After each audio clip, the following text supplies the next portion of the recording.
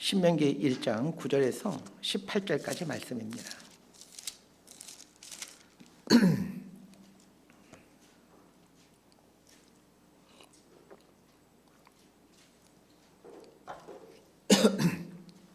번갈아 가면서 읽도록 합니다. 제가 먼저 읽겠습니다. 그때 내가 너희에게 말하여 이르기를 나는 홀로 너희의 짐을 질 수 없도다.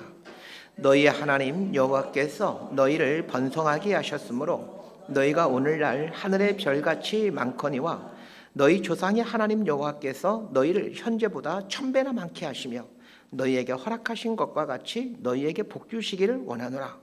그런즉 나 홀로 어찌 너희 괴로운 일과 너희의 힘겨운 일과 너희의 다투는 일을 담당할 수 있으랴. 너희의 각 지파에서 지혜와 지식이 있는 인정받는 자들을 택하라. 내가 그들을 세워 너희 수령을 삼으리라 한즉 너희가 내게 대하여 이르기를 당신의 말씀으로 하는 것이 좋다 하기에 내가 너희 지파의 수령으로 지혜가 있고 인정받는 자들을 취하여 너희의 수령을 삼되 곧 각 지파를 따라 천부장과 백부장과 50부장과 10부장과 조장을 삼고 내가 그때에 너희의 재판장들에게 명하여 이르기를 너희가 너희의 형제 중에서 송사를 들을 때에 쌍방간에 공정히 판결할 것이며 그들 중에 있는 타국인에게도 그리할 것이라. 17절 18절 함께 읽습니다.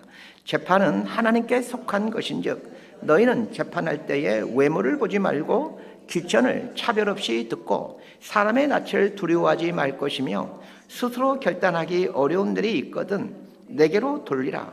내가 들으리라 하였고 내가 너희의 행할 모든 일을 그때 너희에게 다 명령하였느니라. 아멘. 기도하고 말씀 전하겠습니다.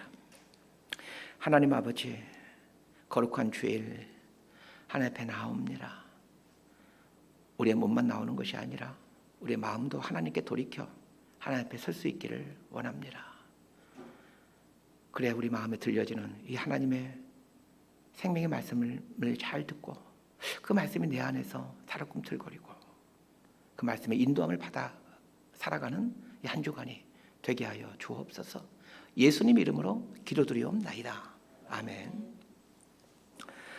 충청남도 공주에 가면 공주 시내가 한눈에 들어오는 언덕 위에 영명 중고등학교가 있습니다. 금강 지류인 제민천이 공주 시내를 가로지르고 이 제민천을 사이에 두고 영명 중고등학교와 나태주 풀꽃 문학관이 마주보고 있습니다. 영명이라는 말은 영원한 빛이라는 뜻으로 기독교 신앙을 배경으로 세워진 학교입니다. 영명 중고등학교는 사에리시 선교사로부터 시작됩니다. 이름이 사에리시인 것은 남편인 샤프 선교사의 성을 따라 사시로 개명했고 에리시라는 이름은 사랑의 이치를 베푼다. 사랑의 그다음에 이치리 베푸시 해서 사에리시라는 뜻의 한자어입니다. 원래 이름은 이 엘로스 하몬드 샤프라는 선교사입니다. 이 사에리시 선교사는 1900년도에 천혜의 몸으로 한국에 와 총각 선교사였던 샤프 선교사를 만나 결혼합니다. 두 사람은 공주 선교부 책임자가 되어 공주를 중심으로 강경, 논산 일대의 농촌 마을을 선교합니다. 결혼한 지 3년째 되던 1906년 겨울 남편인 샤프 선교사가 강경과 논산에서 전도를 하고 돌아오던 중 세찬 진눈깨비를 만납니다. 눈을 피하기 위해 작은 초가로 들어갔는데 그 초가는 사람이 사는 집이 아니라 상여를 보관하는 상여집이었습니다. 문제는 그 상여집에 얼마 전 장티푸스로 죽은 사람의 상여가 있었는데 샤프 선교사가 그 상여를 만지게 됩니다. 결국 샤프 선교사는 장티푸스에 걸려 한 달 만에 세상을 떠납니다. 결혼 3년 만에 이국 땅에서 남편을 잃었으니 이 얼마나 절망적인 일이겠습니까? 남편을 떠나보낸 후 미국으로 돌아가 2년간의 회복의 시간을 가진 사에리시 선교사는 남편을 앗아간 한국으로 다시 돌아옵니다. 영명 고등학교 뒤편에 동산이 있는데 그 동산에 샤프 선교사와 사에리시 선교사의 묘지가 있습니다. 한국에 돌아온 사에리시 선교사는 여자아이들을 교육시킨 일에 주력합니다.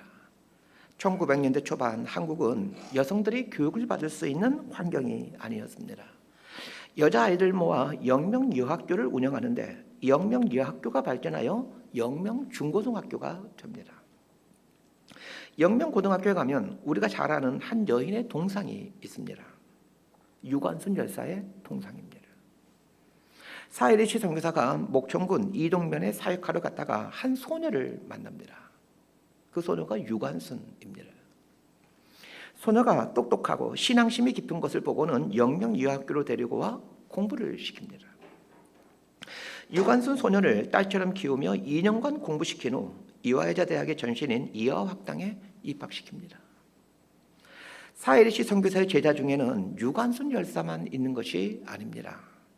우리나라 초대 정부에서 장관을 역임하고 중앙대학교 전신인 중앙여자대학교를 설립한 임영신 씨, 한국 최초의 여성 경찰서장인 노마리아 씨, 한국 감리교 최초의 여성 목사인 전밀라 씨 등 다수의 여성 인재들을 양성해냅니다. 생각해 봅시다. 처녀의 몸으로 열악한 한국에 선교사로 올 것을 결단할 때 그 갈등이 얼마나 많았겠습니까? 한국에 총각 선교사가 있을지 만무하니 아마도 평생 미혼으로 살 것을 결심하고 한국으로 왔을 것입니다.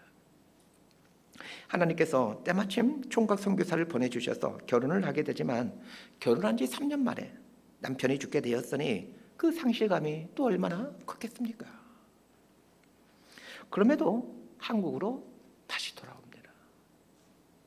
사이리시 선교사가 한국으로 돌아오고자 할 때 이런 말을 하면서 한국행을 결정했다고 합니다. 잃은 것이 많지만 하나님께서 좋은 것을 주실 것이다. 나이가 들수록 더 자주 묻고 생각하는 것은 어떻게 사는 것이 잘 사는 것인가? 라는 질문입니다. 도대체 어떻게 사는 것이 잘 사는 것일까요? 혹시 답을 아는 분이 있으면 알려주시길 바랍니다. 사람들은 행복하게 사는 것이 잘 사는 것이라고 말을 합니다. 그런데 질문이 떠올랐습니다. 사이리시 선교사는 행복했을까? 하나님의 백성은 어디서 행복을 찾을 수 있는 것일까요? 지난주에 신명기 첫 부분을 다루면서 신명기 계관을 살펴보았습니다. 신명기 내용을 보다 더 잘 이해하기 위해서는 이 신명기 말씀이 선포된 시점을 기억하면서 신명기를 읽는 것입니다. 광야 40년 여정을 마치고 가나안 땅 입성을 바로 앞둔 상황에서 모세가 행한 세 편의 설교가 신명기입니다. 모세의 이 세 편의 설교가 끝난 후 2달 열흘 후, 즉 70일 후에 이스라엘 백성들은 가나안 땅에 들어가 가나안 땅을 점령하기 시작합니다. 물론 모세는 이 세 편의 설교를 마친 후 죽습니다. 모세 입장에서는 유언의 설교라고 할 수 있고 이스라엘 백성들 입장에서는 신명기 설교를 듣고 가나안 땅을 점령하였으니 신명기는 가나안 점령의 1등 공신이라 할 수 있습니다. 그런 면에서 영적인 가나안을 향해 나아가는 우리가 이 신명기 말씀을 삶의 지침서로 삼고 나아갈 때 우리 역시 영적 가나안을 얻어갈 것입니다. 신명기는 모세의 세 편의 설교인데 첫 번째 설교는 1장 1절부터 4장 43절까지로 지난 과거 40년의 광야 여정을 돌아보는 내용입니다. 쉽게 말해 첫 번째 설교는 과거의 사건이라고 이해하시면 됩니다. 달리 표현하면 하나님께서 지난날 우리 삶에 어떻게 일하셨는가 라고 할 수 있습니다. 두 번째 설교는 4장 44절에서 26장 19절까지로 하나님이 주신 계명을 설명해 주는 내용입니다. 현재의 사건이라고 이해하시면 됩니다. 달리 표현하면 하나님은 지금 나에게 무엇을 말씀하시고 무엇을 원하시는가 라고 바꿔볼 수 있습니다. 세 번째 설교는 27장 1절에서 34장 12절까지로 가나안 땅에 들어가거든 이렇게 행하라 라는 내용으로 모세의 당부입니다. 미래의 사건으로 이해하시면 됩니다. 달리 표현하면 하나님께서 나에게 부여하신 사명이 무엇인가 라고 할 수 있습니다. 위에서 말씀드렸듯이 신명기 1장 1절부터 4장 43절까지는 과거에 대한 회상입니다. 모세와 이스라엘 백성들 입장에서 지난 과거 40년 동안 있었던 사건들 중 가장 중요한 사건을 들자면 애굽에서 탈출한 사건이라든지 혹은 홍해가 갈라진 사건일 것 같은데, 지난 40년을 회고하면서 모세가 가장 먼저 언급하는 것은 가나안을 차지하라 라는 하나님의 명령입니다. 지난 시간 본문인 1장 6절에서 8절까지 말씀을 함께 보도록 하겠습니다. 시작.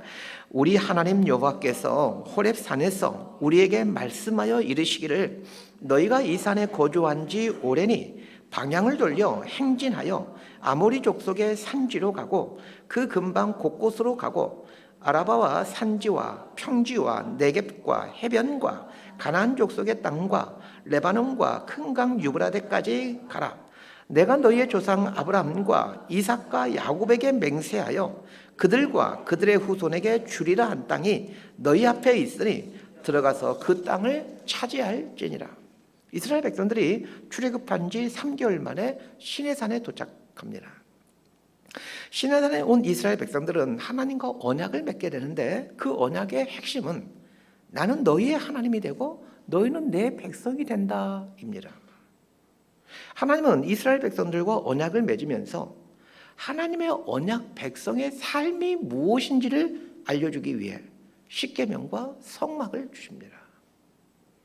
하나님께서 이스라엘 백성들과 언약을 맺으면서 십계명과 성막을 주셨다라는 말은 하나님 백성으로 산다라는 것은 하나님 말씀에 순종하는 삶을 사는 것이요, 하나님을 예배하는 삶을 사는 것이라는 뜻입니다.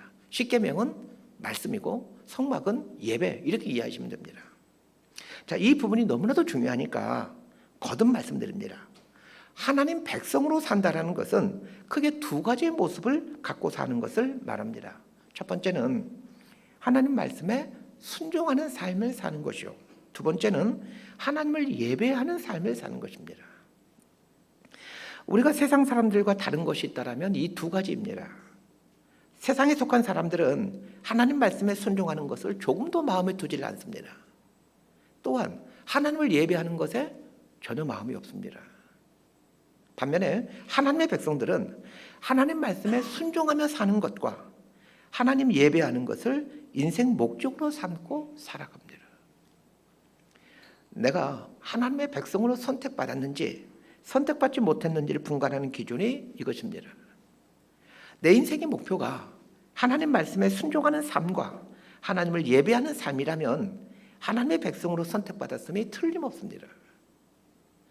출애굽기, 레위기, 민수기, 신명기의 내용을 간단하게 말한다면 이 두 가지 내용에 대한 상세한 설명입니다.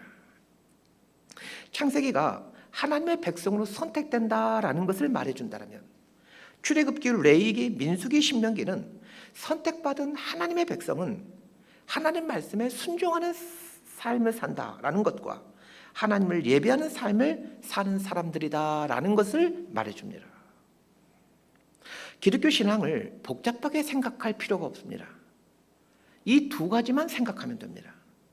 하나님 말씀에 순종하는 삶, 그리고 하나님을 예배하는 삶입니다. 이스라엘 백성들은 시내산에 머물면서 하나님 백성의 삶에 대해서 훈련합니다. 질문 드립니다. 시내산에서 머문 기간이 얼마입니까? 1년입니다. 이스라엘 백성들은 시내산에서 1년 동안 머물면서 하나님 백성의 삶을 훈련하고자 하나님의 말씀, 계명, 십계명을 비롯한 계명을 배우고, 그리고 성막을 만들어 하나님 예배하는 삶을 살아갑니다. 이스라엘 백성들이 시내산에서 1년 동안 머물며 말씀을 배워 말씀에 순종하는 훈련과 하나님을 예배하는 훈련을 하자 하나님은 위에서 읽어드렸던 신명기 1장 6절에서 8절 말씀을 하십니다. 이제 가나안 땅을 차지하라. 시내산을 떠나 이제 가나안 땅을 차지하라 라는 말씀하시면서 시내산을 떠나 가나안을 향해 진군하라고 말씀하십니다. 가나안을 차지하라 라는 명령은 하나님께서 이스라엘 백성들에게 주신 사명입니다. 이스라엘 백성들은 하나님 말씀에 순종하는 삶과 예배하는 삶을 살면서 하나님이 부여하신 사명을 이루어가는 삶을 살면 되는 것입니다. 하나님 백성의 가장 이상적인 삶의 모습이 바로 이 모습입니다. 제가 자막이 떼어놨는데 읽어드리겠습니다. 하나님 백성의 가장 이상적인 모습이 저 모습입니다. 하나님 말씀에 순종하고 하나님을 예배하면서 하나님께서 부여하신 사명을 이루어가는 삶을 사는 것. 이것이 하나님 백성의 100점짜리 모습입니다. 인생을 어떻게 살아야 잘 사는 것입니까?에 대한 저의 답변이요, 결론이 이것입니다. 하나님 말씀에 순종하고 하나님 예배하면서 하나님께서 부여하신 사명을 이루어가는 삶. 이게 하나님 백성의 가장 이상적인 모습입니다. 자, 이제 오늘 본문으로 들어가 보십시다. 오늘 본문에는 광야에 있는 동안 천부장, 백부장, 50부장, 10부장과 같은 지도자들 세웠다라는 내용입니다. 여러분은 오늘 본문을 보면서 아무런 부담이 없었겠지만 저는 이 본문을 보면서 많은 부담을 가졌습니다. 천부장, 백부장 같은 지도자들 세웠다라는 내용인데 이 본문에서 무슨 교훈을 찾을 수 있겠습니까? 아무리 생각해도 감동을 주는 교훈을 찾기가 쉽지 않았습니다. 이스라엘 공동체가 천부장, 백부장을 세웠듯이 교회도 중직자를 세워야 된다? 이 정도의 교훈일 것 같은데 이런 내용은 우리들에게 큰 깨달음이 되거나 그렇게 감동이 되질 않습니다. 깊은 깨달음이나 감동적인 교훈을 찾기가 쉽지 않지만 모세가 지난 40년 광야 생활을 회고하면서 두 번째로 언급했던 내용이라면 첫 번째 내용은 가나안 땅을 이리 점령하라 이고 두 번째 내용이 이 천부장 백부장을 세우는 내용인데 두 번째로 언급한 내용이라면 분명 중요한 의미가 있을 것이라는 생각이 들었습니다. 모세가 죽음을 앞두고 행하는 그 마지막 설교에서 왜 천부장 백부장을 세웠다라는 이야기를 이렇게 중요하게 다루고 있는가? 라는 이 질문을 하면서 오늘 본문을 읽고 또 묵상하고 또 묵상했습니다. 몇 번을 읽고 묵상하니까 오늘 본문에 담긴 깊은 의미가 희미하게 보이기 시작했습니다. 먼저 생각해 볼 것은 이 본문의 사건이 있었던 때가 언제이냐는 것입니다. 달리 말하면 지난 시간 본문의 사건이 먼저이냐 아니면 오늘 본문의 사건이 먼저 있었던 사건이냐는 것입니다. 오늘 본문인 천부장 백부장을 세우는 사건은 지난주 본문 사건보다 먼저 있었던 사건입니다. 지난주 본문 사건은 이스라엘 백성들이 시내산에 머문 지 1년이 지난 후에 있었던 사건인 반면 천부장 백부장을 세우는 것은 이스라엘 백성들이 시내산에 이르기 전에 있었던 일입니다. 시간적으로 따진다면 오늘 본문의 사건은 지난주 본문의 사건보다 약 1년 정도 앞서서 있었던 사건입니다. 출애굽한 이스라엘 백성들이 시내산에 도착한 사건을 기록하고 있는 곳이 출애굽기 19장입니다. 출애굽기 19장에 보면 드디어 이스라엘 백성들이 3개월 만에 시내산에 도착했다라는 내용을 말해주고 있습니다. 그런데 천부장, 백부장을 세우는 이야기는 출애굽기 18장에 나옵니다. 이스라엘 백성들이 시내산에 도착하기 전에 모세의 장인 이드로가 이스라엘 백성들에게 옵니다. 그런데 장인이 왔는데도 모세가 이드로의 얼굴을 볼 수 없을 만큼 아주 바쁘게 살고 있는 것입니다. 이 모습을 보면서 이드로는 천부장, 백부장을 세우라고 권면합니다. 장인 이드로의 충고에 따라 모세가 천부장, 백부장을 세웁니다. 천부장, 백부장 같은 지도자가 하는 일은 크게 두 가지입니다. 하나는 전쟁이고 두 번째는 재판입니다. 생각해 봅시다. 만약 천부장, 백부장을 세우지 않았다면 가나안 땅과 전쟁하는데 많은 애를 먹을 수밖에 없었을 것입니다. 모세가 유언적 설교를 하면서 천부장, 백부장 이야기를 중요하게 다루고 있는 것은 하나님께서 이들을 통해 천부장, 백부장 제도를 만들게 하심으로 하나님이 이스라엘에게 주신 사명을 감당하도록 준비시켜 주셨다라는 것을 말해주기 위함입니다. 이것은 우리에게 아주 귀중한 교훈을 줍니다. 하나님 백성은 하나님이 주신 사명을 이루어가는 삶을 살아야 되는데 하나님이 주신 사명을 이루어갈 수 있도록 하나님께서 준비를 해가신다는 것입니다. 그러기에 하나님께서 내 삶에 준비해 놓으신 모든 것들은 하나님이 주신 사명을 이루기 위한 하나님의 준비 작업임을 알아야 합니다. 나에게 있는 모든 것들은 하나님의 뜻을 이루어가기 위해 하나님께서 나에게 허락해 놓은 것들이라는 이런 눈을 가져야 합니다. 그래야 나에게 주어진 것들의 그 본래의 목적을 알게 됩니다. 나에게 왜 공부할 수 있는 지성을 주셨는지, 나에게 왜 물질을 주셨는지, 나에게 왜 은사를 주셨는지 그 이유를 알고 살아가는 사람과 이걸 전혀 모르고 살아가는 사람은 전혀 다른 삶을 살 수밖에 없습니다. 하나님 안에서 깊어져 가게 되면 가난함도 하나님의 뜻을 이루기 위한 하나님의 준비하셨음을 알게 되고, 조실부모한 것도, 그래 숱한 고생을 하게 된 것도 하나님의 뜻을 이루기 위한 하나님의 준비하심이었음을 알게 됩니다. 오늘 본문이 주는 첫 번째 통찰이 이것입니다. 하나님께서 당신의 백성들을 선택하신 후 사명을 주시는데 그 사명을 이루어갈 수 있도록 하나님께서 각종 준비들을 해가신다는 것입니다. 그러하기에 지금 나에게 있는 모든 것들은 하나님이 나에게 부여한 사명을 이루어가기 위해 하나님이 준비해 놓은 것들이라는 믿음을 가지셔야 합니다. 이 믿음을 갖게 될 때 나에게 있는 모든 것들이, 그리고 내가 경험했던 모든 것들이 우연이 아니라 하나님의 섭리 안에서 이루어진 것들임을 알게 됩니다. 서두에서 사헤리시 선교사에 대한 이야기를 했습니다. 만약 사헤리시 선교사의 남편인 샤프 선교사가 일찍 죽지 않았다면 가정주부로 살림을 하고 아이를 키우며 남편인 샤프 선교사의 일을 돕는 사모의 역할을 하며 살았을 것입니다. 그러나 결혼 3년 만에 남편의 갑작스런 죽음으로 사헤리시 선교사는 자신처럼 불쌍한 처지에 있는 한국의 소녀들을 거두어 들여서 그들을 키우는 일에 전력할 수 있었습니다. 그러하기에 유관순 열사와 같은 위인들이 배출될 수 있었던 것입니다. 오늘 본문에서 얻게 되는 두 번째 통찰은 하나님의 말씀은 어떻게 내 삶에 들려지는가에 대한 통찰입니다. 달리 말하면 하나님은 말씀하시는 분이신데 어떤 방식으로 나에게 말씀하시느냐입니다. 질문드립니다. 천부장 백부장을 세우는데 천부장 백부장 제도를 하나님이 말씀하셨습니까? 아니면 모세의 장인인 이드로가 말했습니까?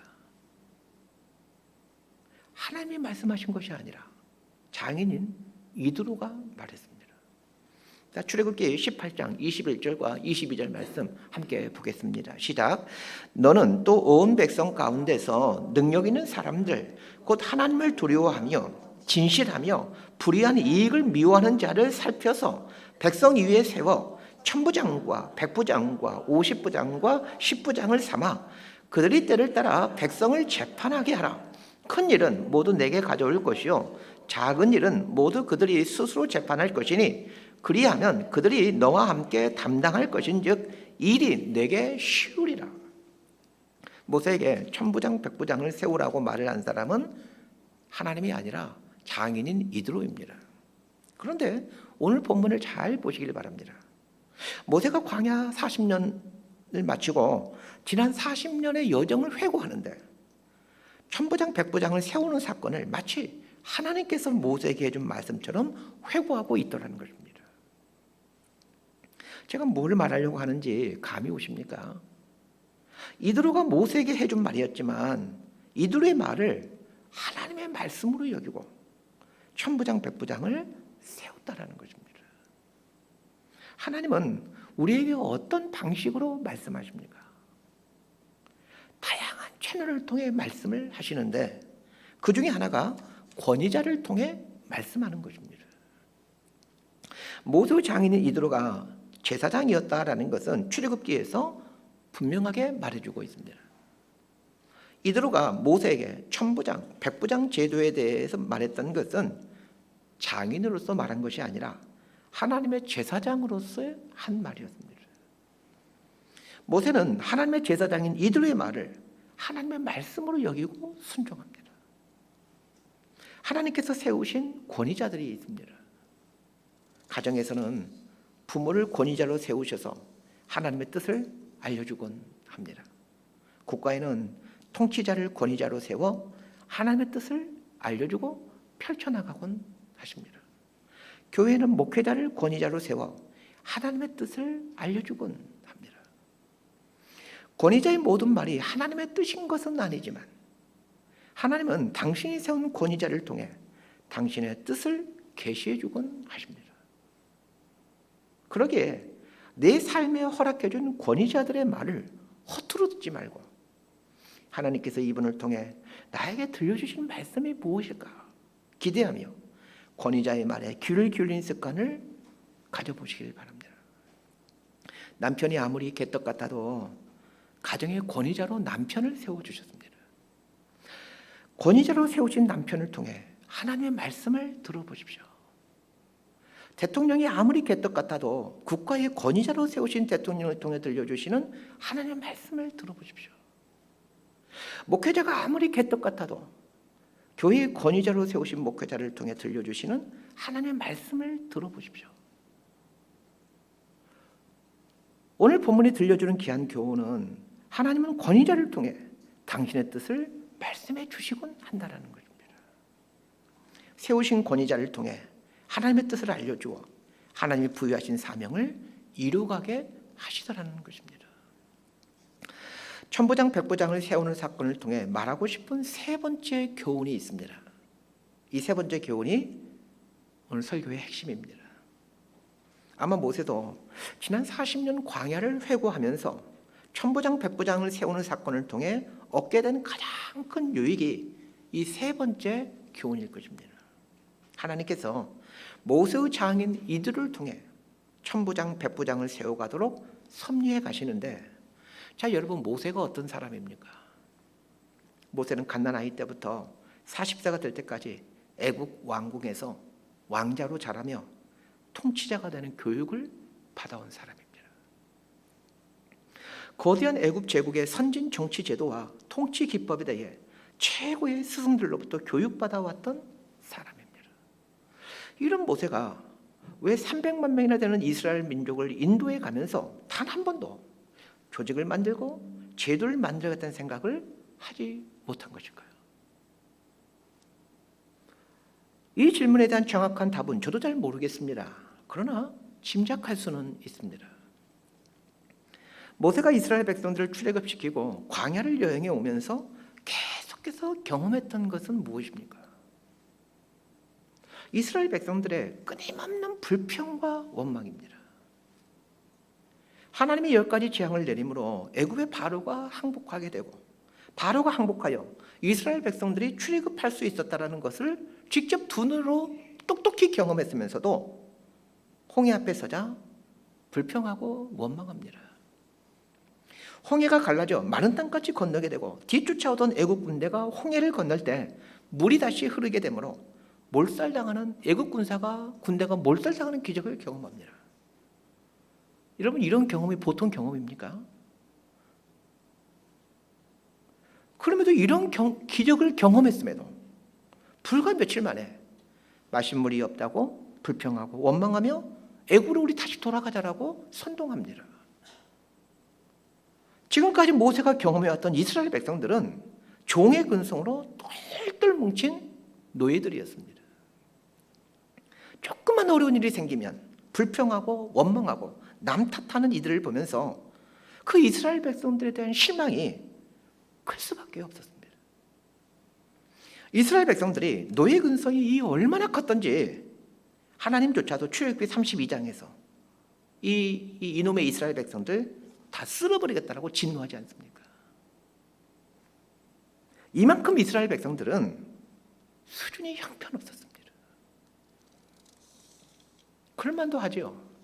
수백 년 종살이 하면 종의 근성이 유전됩니다. 출애굽기 18장에 보면 모세의 장인 이드로가 모세를 찾아왔을 때에도 그 장인의 얼굴을 볼 수 없을 만큼 모세가 바쁘게 지냈던 이유가 무엇입니까? 재판하는 일 때문입니다. 재판하는 일로 눈꽃을 새 없이 바쁘게 살아야만 했던 이유는 이스라엘 백성들이 이 종의 근성으로 가득 차 있었기에 무엇이 옳은 것인지 무엇이 선인지 악인지를 모르고 자기 욕망에 따라 살고 있기에 사람과의 관계에서 계속해서 문제가 생기기 때문입니다. 모세는 매일 수백 건의 재판을 하면서 이스라엘 백성들의 노예 근성 앞에 치를 떨 수밖에 없었습니다. 모르긴 몰라도 모세는 재판하면서 매 순간 이렇게 악할 수가 있을까? 이렇게 어리석을 수가 있을까? 이렇게 유치할 수가 있을까? 탄식하며 한탄했을 것입니다. 그러니 이런 악하고 어리석은 이스라엘 백성들을 보면서 천부장을 삼고 백부장을 삼고 50부장을 삼아 이들을 옳고 그름을 판단할 수 있도록 해야 되겠다는 생각을 할 수 있겠습니까? 모세가 보았던 이스라엘 백성들의 모습은 그 종의 근성으로 똘똘 뭉쳐진 어리석고 이기적인 노예들이었습니다. 그런데 하나님은 이 무지한 이스라엘 백성들을 천부장, 백부장, 50부장, 10부장, 조장으로 세워 그들로 하여금 무엇이 옳고 그른지를 분별해가는 진리의 분별자로 서갈 것을 믿고 계시더라는 것입니다. 모세가 40년이 지난 후에 이걸 깨달은 것입니다. 하나님은 그렇게 악하고 어리석은 노예들이 선과 악을 분별하고 진리의 수호자로 변해갈 것을 믿고 계셨고 보고 계셨구나. 이걸 깨달은 것입니다. 위에서 오늘 본문을 볼 때 그 시점이 중요하다라고 말씀드렸습니다. 오늘 본문의 사건은 이스라엘 백성들이 시내산에서 하나님과 언약을 맺기 전에 일어난 사건입니다. 시내산에서 언약을 맺기 전이다라는 말은 하나님의 말씀을 아직 배우지 않는 때라는 말이고 하나님을 예배하는 법을 배우지 못한 때라는 말입니다. 하나님은 노예 근손으로 가득 찬 이스라엘 백성들이 잠시 후 시내산에서 언약을 맺고 하나님의 말씀을 배워가고 하나님을 예배해가면서 선과 악을 분별해내는 성숙한 사람들이 되어갈 것을 보고 계십니다. 오늘 본문인 15절을 보면 천부장, 백부장, 50부장, 10부장, 조장이 나옵니다. 천부장이란 1000명의 사람들을 관할하는 사람이고 백부장이란 100명을 관할하는 사람이고 50부장이라는 50명을 관할하는 사람이고 10부장이란 10명을 관할하는 사람이고 조장이란 몇 명을 관할하는지 모르겠지만 소수의 사람을 관할하는 사람일 것입니다. 천부장, 백부장, 50부장, 10부장, 조장을 세운 1차 목적은 재판을 하기 위함인데 재판을 하기 위하여 이를 세웠다라면 반드시 갖추고 있어야 될 것은 하나님 말씀에 대한 지식입니다. 이스라엘 공동체는 하나님 말씀, 율법에 따라 옳고 그름을 판단하는 그런 나라이기 때문입니다. 하나님이 이스라엘 공동체에 기대하고 있는 모습이 어떤 모습입니까? 모든 이스라엘 백성들이 하나님의 말씀을 배워 무엇이 옳고 그른지를 알아 서로에게 충고해주고 권면해주는 진리의 분별자로 살아가는 것입니다. 신명기 중심 내용은 율법을 설명하고 재해석해 주는 것입니다. 두 번째 설교 가운데 토막이 여기에 초점을 두고 있죠. 모세가 신명기를 통해 이스라엘 백성들에게 율법을 해석해 주는 이유가 무엇입니까? 모든 이스라엘 백성들이 이 율법의 의미와 정신을 알아 하나님의 대리자로 살아가도록 하기 위함입니다. 모세가 하나님의 대리자였던 것처럼 이스라엘 백성들이 그 어리석은 노예 근성으로 똘똘 뭉친 그 이스라엘 백성들이 하나님 말씀을 배워가고 하나님을 예배함으로 모세처럼 선과 악을 분별할 줄 아는 작은 모세, 즉 하나님의 대리자가 되는 것을 하나님은 기대하고 있다라는 것을 모세가 깨달은 것입니다. 그러면 이 모세가 죽음을 앞두고 유언적 설교를 시작하는데 그 설교 앞부분에서 이제 가나안 땅을 차지하라라는 명령과 더불어 천부장, 백부장, 50부장, 10부장, 조장을 세운 이야기를 하는 그 이유를 금방 알게 됩니다. 하나님께서 너희들을 하나님의 대리자로 생각하고 계시기에 너희들은 존귀한 자로 변모해 갈 것이니 더 이상 노예로 살지 말고 하나님의 대리자로 살아가라는 의도였습니다. 하나님의 대리자가 되어 하나님의 주신 사명을 이루며 살아가기 위해서는 하나님의 말씀을 알아야만 하기에, 그래서 신명기라는 유언적 설교를 통해 모세는 하나님의 율법을 설명하고 재해석해 주는 것입니다. 신명기 첫 부분인 지난 시간 본문과 오늘 본문을 보면서 중요한 깨달음을 얻습니다. 하나님의 백성은 무엇을 바라보며 무엇을 위해 살아야 하는가입니다. 하나님의 택함받은 백성은 하나님이 주신 사명을 이루어가는 것을 삶의 목표로 삼고 살아가야 합니다. 그런데 하나님이 주신 사명을 이루어가는 것을 삶의 목표로 삼고 살아야 하지만 우리가 직면하는 현실은 하나님이 주신 사명과 너무나도 동떨어져 있는 것 같습니다. 마치 모세에게 부여된 하나님의 사명은 이스라엘 백성들을 출애굽시키고 가나안 땅으로 들어가게 하는 이 거창한 사명이었지만, 모세가 매 순간 직면하며 살아가는 현실은 이스라엘 백성들의 분쟁을 해결하기 위해 하루 종일 재판하며 그 이들의 내가 옳습니다, 제가 옳습니다라는 그 이들의 말을 들으면서 이런 괴로운 짐을 지고 살아가야 하는 것이 모세의 삶이었듯이 말입니다.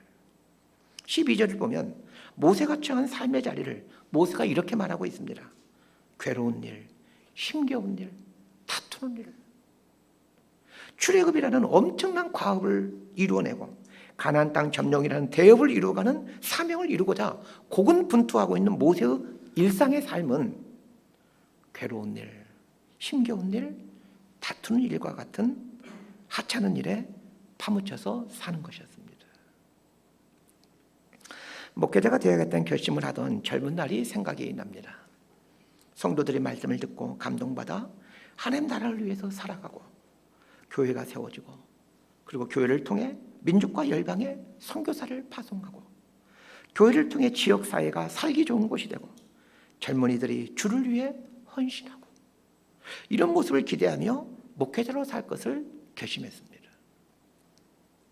내가 이런 일을 하며 인생을 살아가겠구나, 그 가슴 벅찬 감격으로 목회자가 될 것을 결심했습니다. 그리고는 힘든 신학 공부도 마치고 전도사 부목사 과정을 거쳐 훈련해 가면서 교회를 세우고 목회하고 있습니다. 하나님은 저에게 교회를 세워가게 함으로 성도들의 말씀을 듣고 변화되어 새 사람이 되는, 그리고 민족과 열방에 선교사를 파송하는, 그리고 지역사회를 살맛나게 만드는 이런 가슴 설레는 사명을 주셨건만, 제가 일상에서 하는 일은 이 주민이 개를 데리고 와서 교회 마당에 똥을 누이면 똥 누이지 말라라고 혼내는 일이며, 교회 마당에서 담배를 피우는 주민에게 교회 마당에서 담배 피우면 어떡하냐라고 혼내면서 하루 종일 마음속에서 휘끌고 있는 것이 제 삶의 모습입니다.